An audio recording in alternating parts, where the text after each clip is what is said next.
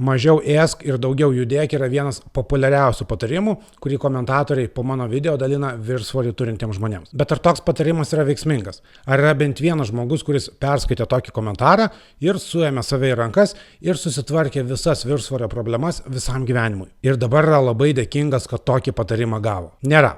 Nes pirmas žmogus, kuris kitam rašo mažiau ėsk, jo tikslas nėra nuoširdi pagalba. Taip sakydamas, tu nenori kitam gero.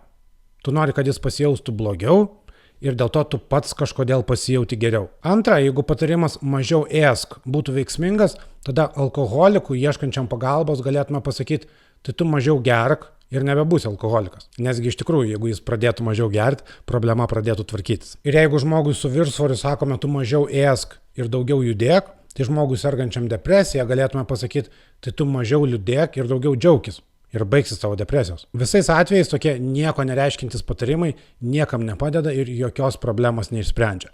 Tik rodo nesigaudimą toje situacijoje.